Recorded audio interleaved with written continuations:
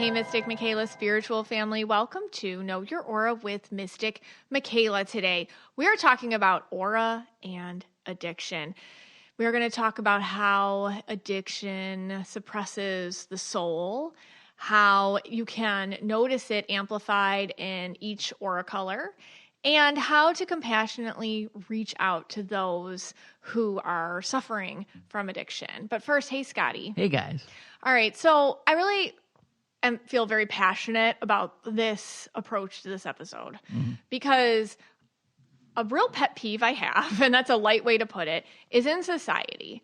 Immediately, when society as a whole, oh, so-and-so passed of an overdose or somebody was an addict, immediately you see their life begin to be devalued. Oh, they were an addict. Oh, it was an overdose. Oh, and that really bothers me. It really, really upsets me because addiction is an affliction. It's a disease. Yeah. And it's something that does not take away from someone's worth. And I really wanted to hone in on that today. Yeah. I mean, if I really think about it, addiction really, I mean, for the most part is a disease of the 3D. Yes. I mean, let's just think about this for a second. Yeah. I don't know, which one do you want to take? Gambling, Yeah. Alcohol, pharmaceutical companies. Mm-hmm. All they're trying to do, these companies, in my mind, is get you addicted. Yeah. I mean, constant. I mean, the Super Bowl, half the commercials are for beer or pharmaceuticals. Yeah, substances. For substances. Yes. And they want you to be addicted to it. Yeah. I don't know if I know they always say like, oh, please don't, if you need help gambling. Yeah, well, that's BS. Yeah. They have to do that. We don't believe you. Yeah. I don't believe that for a second. Right. You want us to go to the casino. You Right. want us to drink more beer or alcohol. Right. You want us to take, more pills to solve problems. Yes, escape. Yeah. So, I mean, these are all 3D constructs, I don't know. It's to separate you from your soul identity. Yeah. And so Yeah. the ego, and I'm going to talk about this, addiction is a disease, like you said, of the 3D. It's really Yeah. a disease of the ego. Right. And it amplifies the ego characteristics so that you cannot get close to, the higher self, the soul self, and whatnot. I'm going to talk about that today. But when somebody suffers from an affliction like that, it doesn't mean that they're valueless or they don't have worth or they're not worth listening to. I True. do so many readings with people who have suffered from addiction, people who have loved people who have suffered from addiction, people who have passed from unfortunate incidences through addiction. And it's always a case of there's a human in there, there's a person in there, there's somebody who's truly struggling. And hopefully through the lens of aura today, we can find ways to reach out, connect, or at the very least, it provides a compassionate lens on which to look at this, which is different than what society provides. Yeah, I totally agree with that. We're just, an empathetic view. Yes, definitely. Is what we're going to do today. All right. So when I come back, we're going to talk about that. Hey, Scotty. Hey, guys. I got to tell you something. There was this bottle of OneSkin by your sink Yes. the other day. I've been using that. Oh. Do you care? No, I think you've been using the OS1 face. I think so. Your skin has been looking more hydrated and supple. I feel it's been more supple. I feel the supple. I'm pulling on it right now, and it's feeling real supple. Look at that elasticity. Yes. It's been improved. Yes. No, but for real. I have been using OneSkin OS1 face on my face twice a day, morning and night, and the OS1 eye for under my eyes. And then I've been using the OS1 lip peptide, which let me tell you, that has made my lips, I feel, they've appeared more plump and full.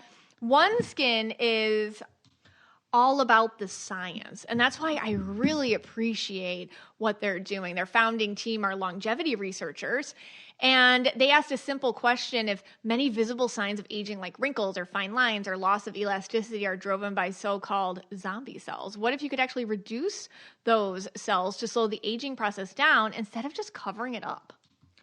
Born from over a decade of longevity research, OneSkin's OS1 peptide is proven to target the visible signs of aging, helping you unlock your healthiest skin now and as you age. For a limited time, try OneSkin with 15% off using code KYA at oneskin.co/KYA. That's 15% off oneskin.co with code KYA. After you purchase, they'll ask you where you heard about them. Please support our show and tell them that we sent you.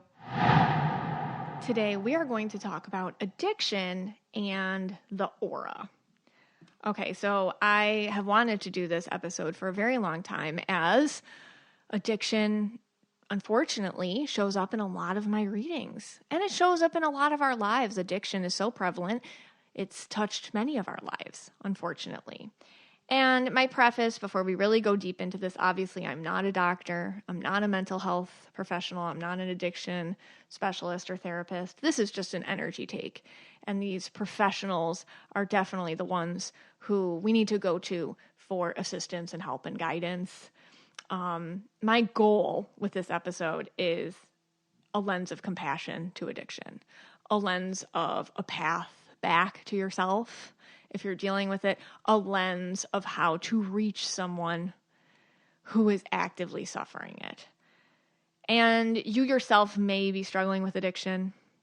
Perhaps you've loved someone who struggles with addiction, perhaps both.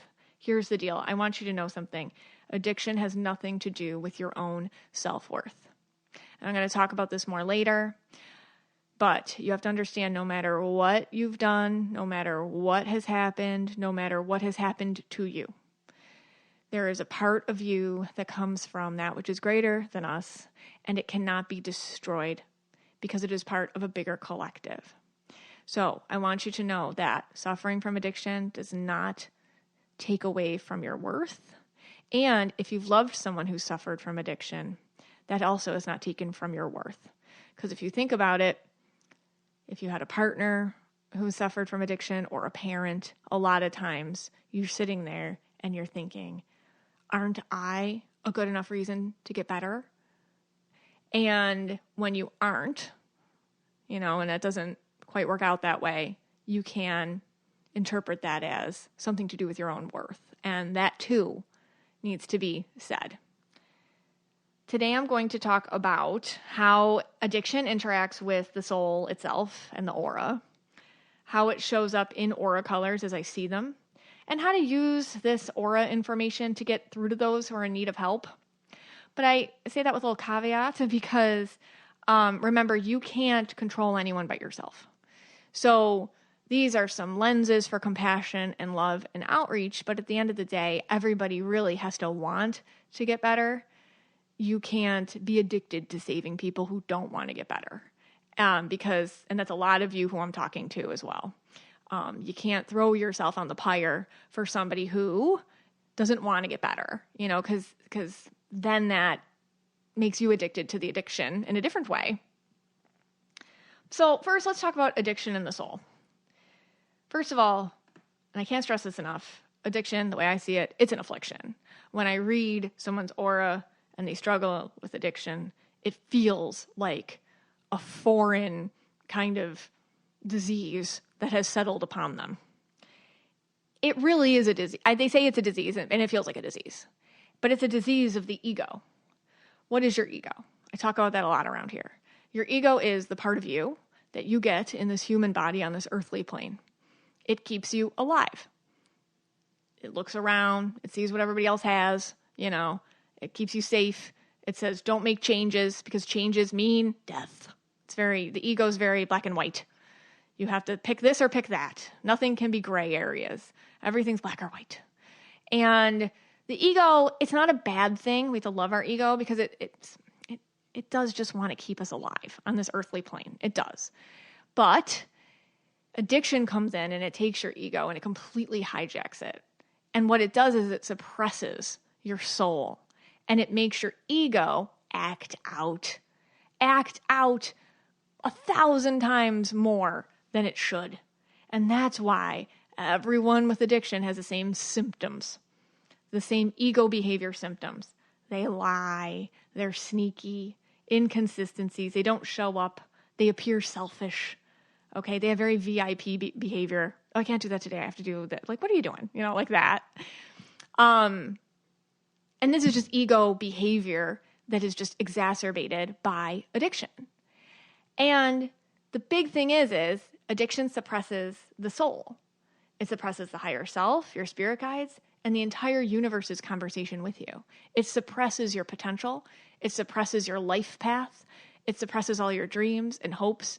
It suppresses your ability to learn from what life throws at you. And your ego your ego does not like change. It doesn't like to know things. It doesn't like to reflect and learn, because that means that you'd change. So on a good day, even without addiction, we're always battling the ego. That's why you don't sometimes like to hear things that are true, because when you hear it and you hear something that hurts, you're like, oh, I don't like that, you know, but you learn and you work through it and you get better for it. Right. But when you have an addiction, the addiction suppresses that really well and you don't learn anything. So it really is a disease of the ego, the way I see it. I guess how we crawl out of addiction, that's the thing we're responsible for. Knowing two things can be true. You have a disease, okay? It's something that you're afflicted with, and you did hurt people while suffering it. Two things can be true. You can be sorry about that for those that you've hurt, but you can also make sure that you don't feel like you're worthless as a person. And I can't stress that enough. Here's my own take. I myself have not dealt with addiction in myself, but I sure have loved addicts in my life. And I have seen it firsthand, and I've been affected firsthand by it. And I have a lot of compassion for them, and I definitely speak addiction because of, and just like any of you that have dealt with somebody who has an addiction issue, you get it too. All right. You just know how they think. You know how they think. You know how it goes. And what I've learned is, and not just in my own life, but in readings, all this just comes from insecurities, trauma, and a need to protect. The ego attempts to protect as it destroys through addiction. The soul always begs to be freed. They always, somewhere in them, are just broken little bits screaming out for help. So every single person wants help. It's just, can you dig through the ego? Can you get through that crack? Can you find a way in? Can you do it for yourself? You know, can you support others while they find it for themselves? That's the ticket. When I come back, I'm going to talk about aura colors and addiction. Hey, Scotty. Hey, guys. So we have a new sponsor, Lola Blankets. Oh, let me tell you about this Lola blanket. Yeah. There is a war over this blanket. Not only the three of you, but Yes. the cats as well. The cats. I get no Lola time. You understand?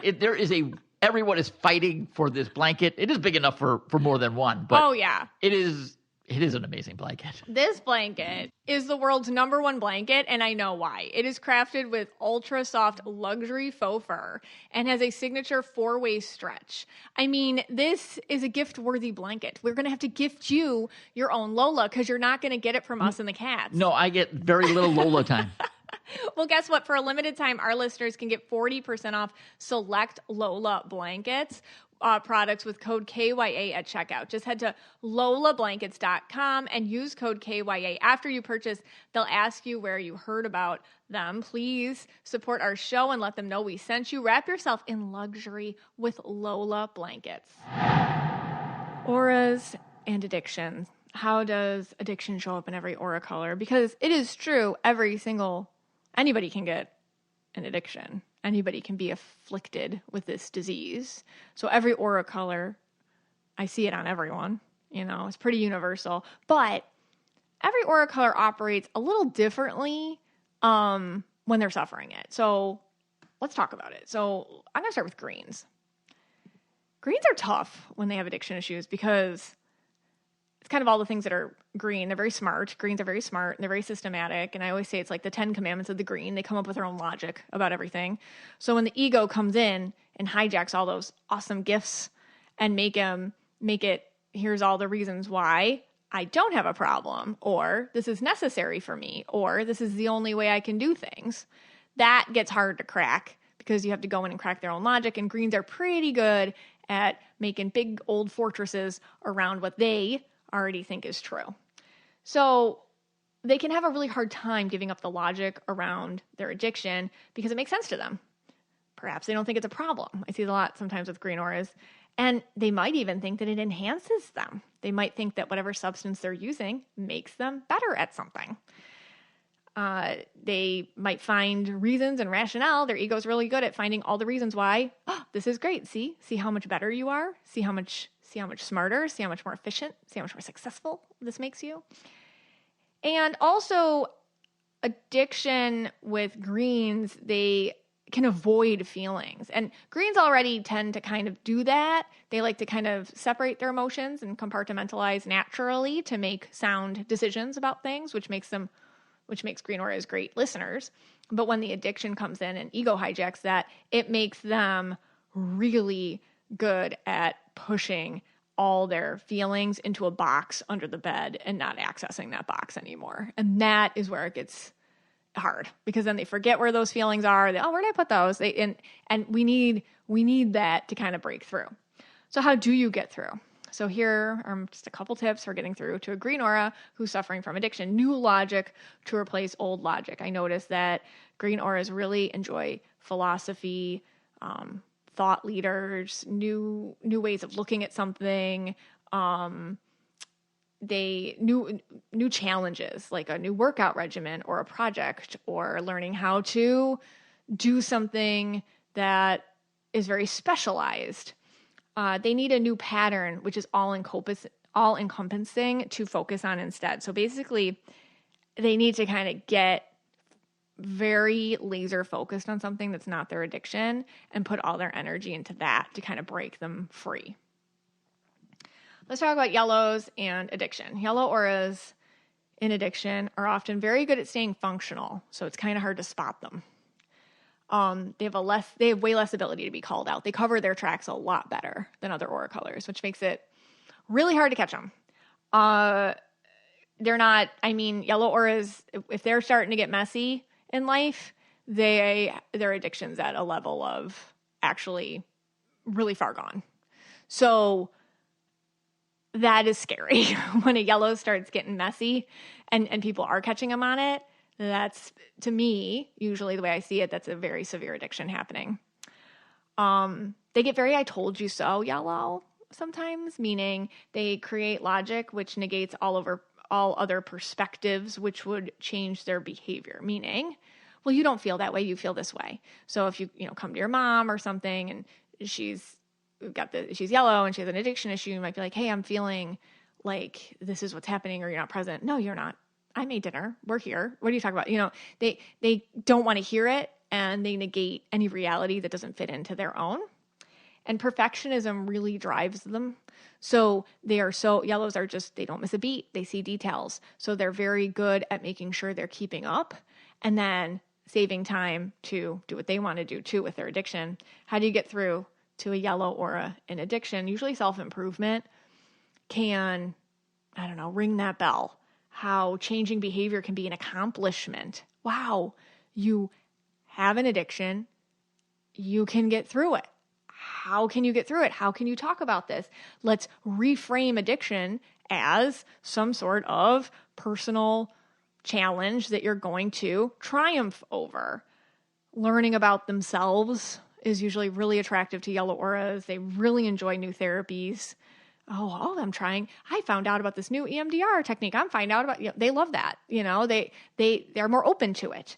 They like new ways of speaking, new vocabulary. They like to get curious about being sober, about being healthy, and the language and the world that's around that. It's a way you can try to kind of spark them back. How about reds?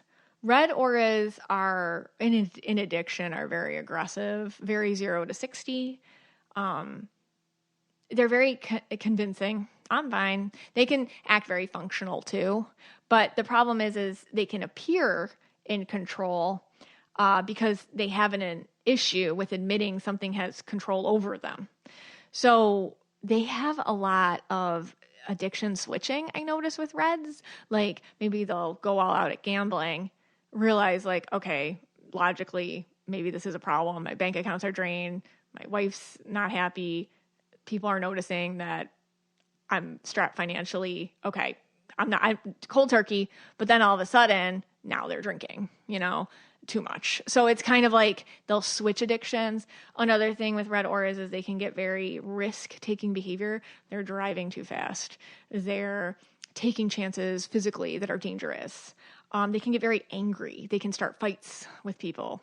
And you worry about them going out and getting pummeled, like you worry about them getting hurt. They can be very scary when they're in their addiction. How do you get through to a red? Well, red auras coming out of addiction, I notice are often really good at being role models and helping others. I mean, coaching, leading groups, working out. I mean, they're not scared of anyone. So red auras who are on a sober journey are very good at calling people out. Like, hey, I know I was you. Let's talk. You can't BS me. Let's have this conversation. And also just being a really good role model, leading others out of this darkness that they've been there. And they like being the person who can be strong enough to drag others out, from where they once were. And then they can I notice like red auras, you can say like, hey, red auras, they like BMOC energy, big man on campus energy. Okay. BWOC energy, big woman on campus energy. They like to be someone that's like, hey, ask her. She'll talk to us about this. Oh, I'd love to, so they don't shy away from giving people that pep talk. Those were the logic auras. And we're going to talk about when we get back the empath auras and how they're different. Hey, Scotty. Hey, guys. Scotty, who do you think the boss of the house is? Oh, the cats. Yeah, I would agree with you. Yeah, maybe Cleo. Yeah, Cleo, Binks, and Dusty are definitely the CEO.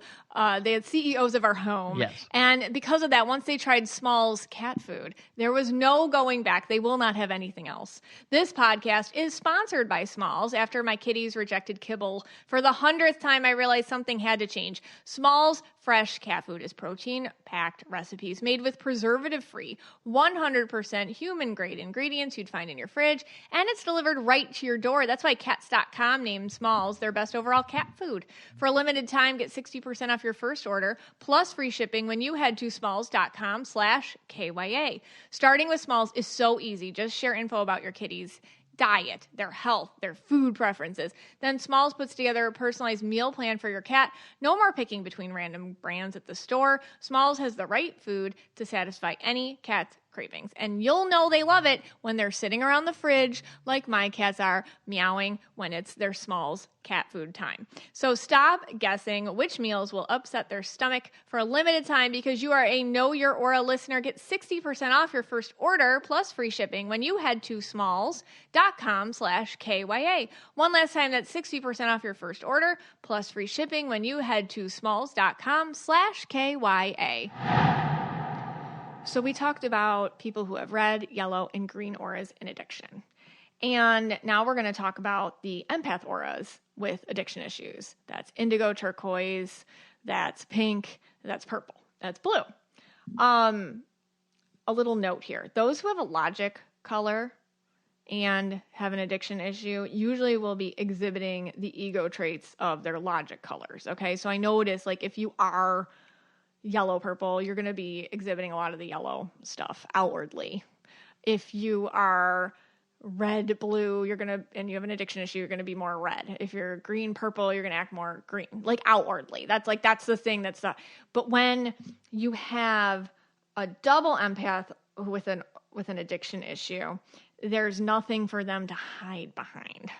So I'm talking about like if you're blue purple or you're indigo turquoise or something, this is where it's hard, because getting sober becomes this like avalanche of regret, emotion, sadness without reprieve or shelter like the logic aura colors can give you. So like, not that the people who have red, green, and yellow don't deal with intense onslaughts of guilt and shame and anxiety and stress. Of course they do. It's just they have a bit of like that logic color can help them deflect it or shield it or compartmentalize it or put a barrier around it. They can balance a little bit.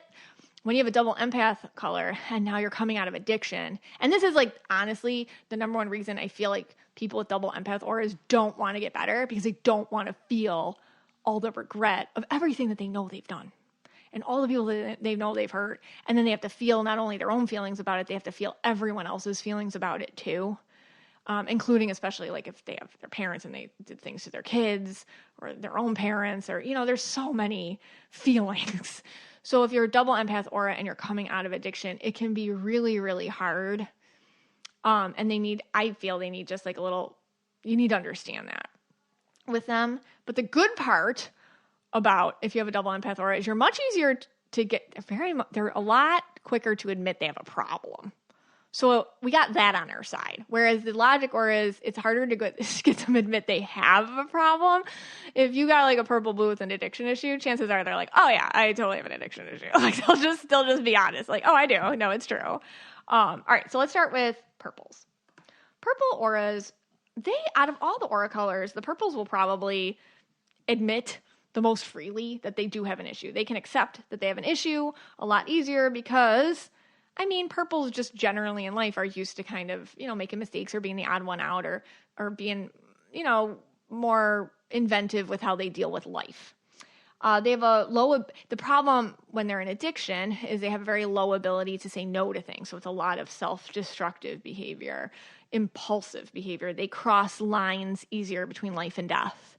They take risks with what they're trying to do. You know, they don't have these limitations on them. They're just like, they just go for it. They get down to the low self-worth really quickly.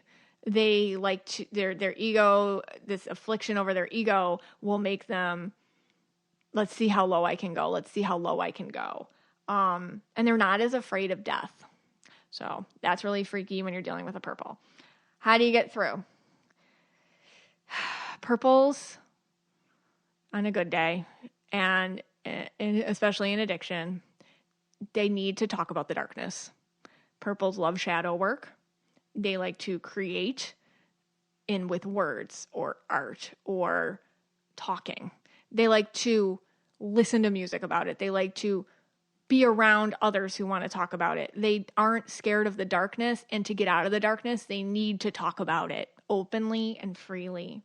So finding words for that, making connections for others to understand, and being authentic and real to those who need that sort of wake-up call, knowing that they can be the person to keep it real, to be honest in a way others cannot. I do see a lot of purples working with addicts. Like I see a lot of past addict purple auras working with recovering addicts or people in rehab or whatnot.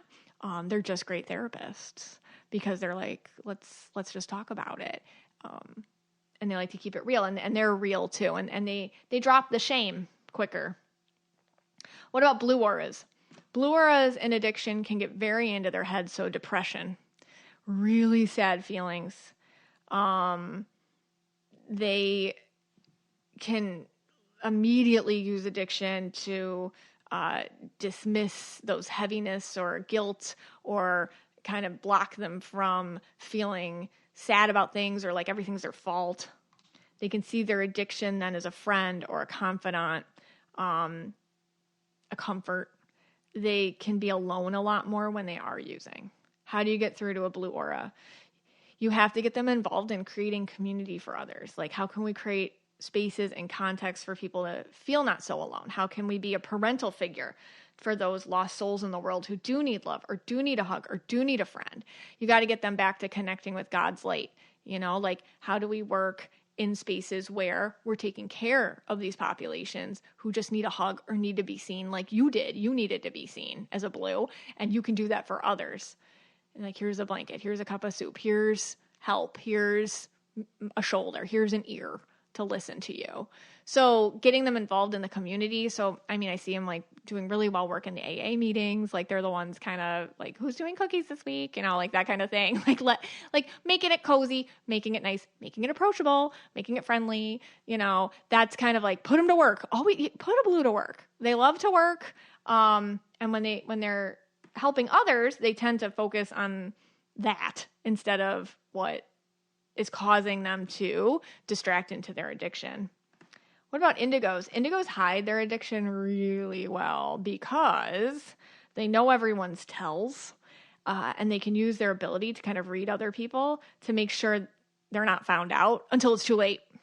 So they can see addiction as a break from their heads, a break from their absorbency to others. It's like a shelter from feeling people invade their energetic space. A lot of time indigos don't feel like they can share their feelings. So addiction comes in and now I don't have feelings, so I don't have to worry about sharing them. I notice that indigos will work addiction into their psyche. It's their self-story. It's hard to get them to admit it. They're like, oh, I'm not an addict. I just do this, you know, whatever. You know, this is just who I am. This is what I'm doing. This is separate from that. So they can deny it a lot, even to themselves a bit. How do you get through an indigo? They have to know that their insight really does matter, that what they say, how they feel, how they notice things, their nuances, it can make a difference for others who need to hear it, who need to make these connections. They need to be in contexts where they're helping other people do shadow work, wake up to their shadow selves. So I find that indigos do really well in therapy and they move on, I feel like, in sobriety to helping others. Let's talk about it. Let me be open about it. Let me share with you. Let me make you feel safe enough so that you can admit it too. You know, let's make this a safe, cozy spot. They really are into outreaching to those who feel abandoned or unheard, and also speaking out to the little nuances. Like perhaps you used to do this, maybe you used to do that, maybe you used to tell yourself this. So kind of they call out the behaviors, the indigo behaviors of lying to yourself to a way that maybe others are like, oh, wait a second, I do that. Oh, you know, it's calling them out in those ways. And they have to know that they can do this and it makes a difference.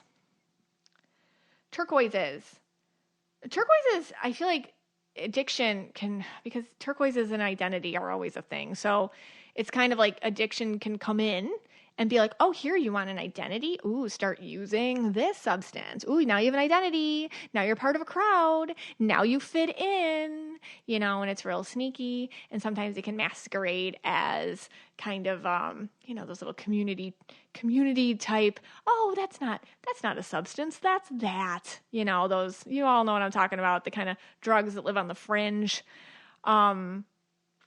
Yeah. And they can feel, okay, well, this addiction makes me part of this subculture, this group or space. I am a whatever user. Okay, it can be an identity marker for their ego.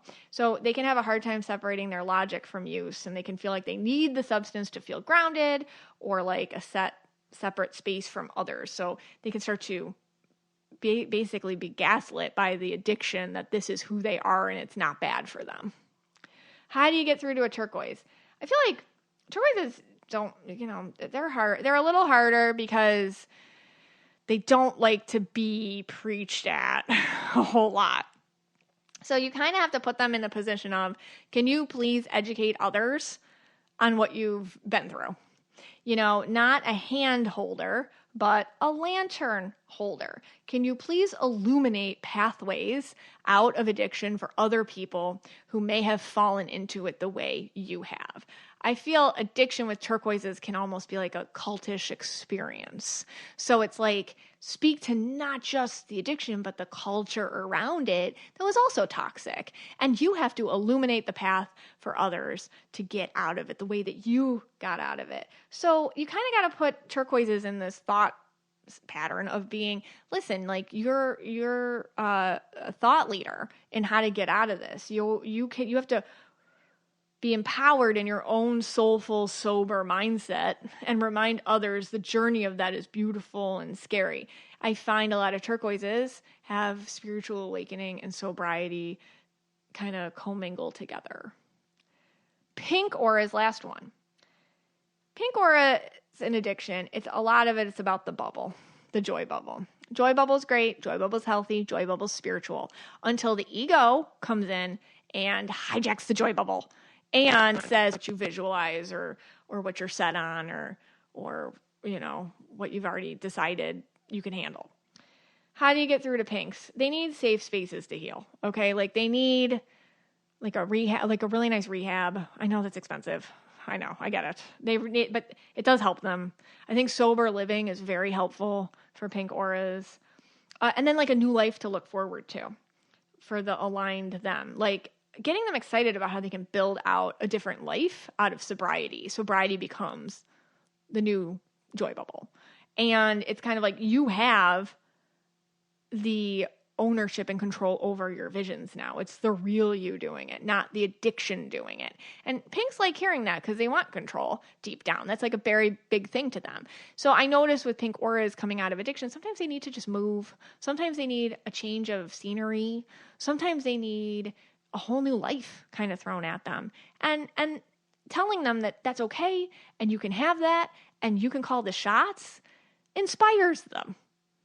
And I find that's a way to get through. Okay, obviously these are just starting points. These are just my own energy thoughts. This is just scratching a surface. We're not solving addiction today, obviously. I feel like the Mystic Michaela Spiritual Family is such a beautiful place to connect and to seek wisdom and help. And also eradicate shame from addiction. You shouldn't have shame. It's a disease. It's something that happened to you. And also, if you, again, like when you love people with addiction, it's something that you also might need to talk about. So head on over to the Mystic Michaela Spiritual Family. We're definitely going to have a thread about this. And I'd love to hear your thoughts, or you can read everybody else's thoughts. This podcast is for you and about you. And we're so glad you spent some time with us today.